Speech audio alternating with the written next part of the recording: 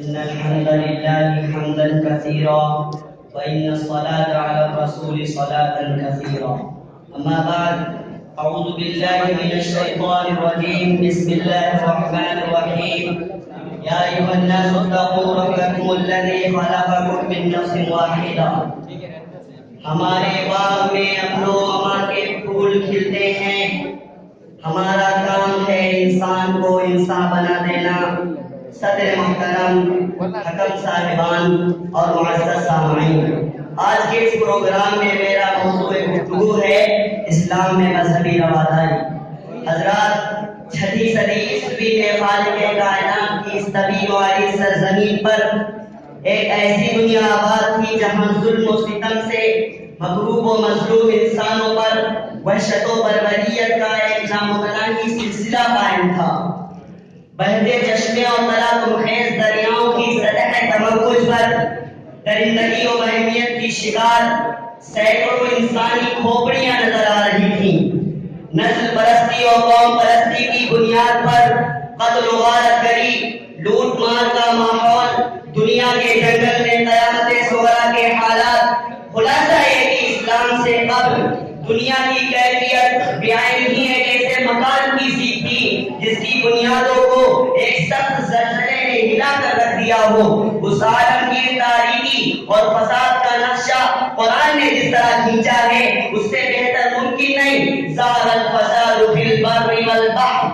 ایسے وقت میں جبکہ انسانیت پر نزاع کا عالم طاری تھا، دنیا اپنے تمام ساز و سامان کے ساتھ ہلاکت کے آمینگار میں گرنے ہی والی تھی. عین وقت سرزمین عرب کے جھلستے ہوئے ریگستان سے رحمت کا ایک سوتا ابلا جس نے اونچ نیچ اور چھوٹ چھاٹ کے دبیش پردوں کو چاک کرتے ہوئے اور فضیلت و برتری کا میزان خدا پرستی و ایشور پرستی پر قائم کرتے ہوئے ساری دنیا کو ایک پیغام دے کر مخاطب کیا.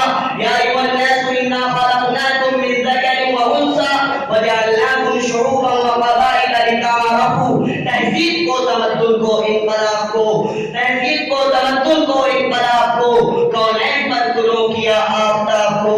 ہم راستوں میں گم تھے، ہمیں رہنما ملا، اپنی ہوئی شناخت خدا کا پتہ ملا، قرآن ملا، شعور ملا، آگہی ملی.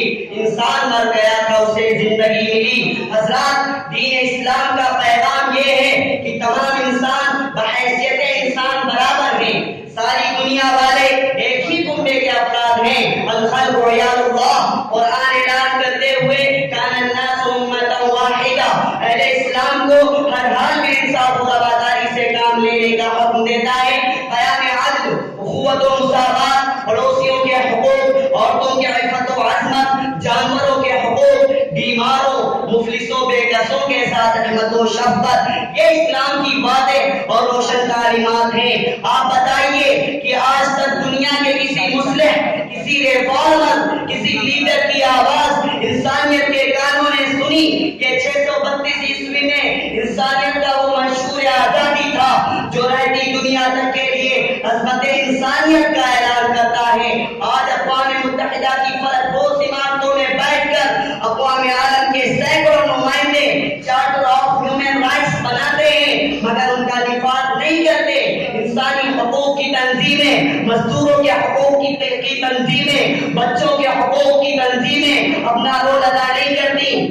حضرات، اگر تاریخ کو تاریخ کی حیثیت سے غیر جانبدارانہ ہو کر پڑھا جائے، جادو ناز سرکار اور ان کے حملے والا اور ہم پیادہ مصنفین کے متعصبانہ عینوں کو اتار کر مطالعہ کیا جائے تو اندازہ ہوگا کہ مغلوں کا دور حکومت فراخ دلی، رحم دلی اور رواداری کا ایک زرعی دور تھا.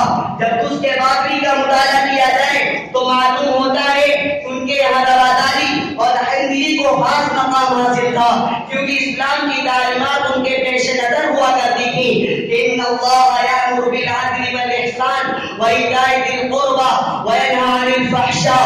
کرو مہربانی تم اہل زمین پر، خدا مہربان ہوگا عرش بری پر. حضرات، یہ اسلام کی وہ زمین تعلیمات تھی جس پر چل کر حضرت ابوبکر، عمر، عثمان و علی نے عدل و انصاف کا پرچم لہرا دیا اور پھر بعد کے دور میں عمر بن عبدالعزیز، سلطان صلاح الدین ایوبی کے عدل و انصاف کا تذکرہ، عیسی عیسائی مورخین کو بھی کرنا پڑا اور پھر ہندوستان کے مسلم حکمراں خاص طور سے اورنگزیب عالمگیر اور سلطان ٹیپو شہید کی محبت و قوت اور مذہبی رواداری کے چرچے کہاں کے انصاف پسند غیر مسلم مورخین نے بھی کیے.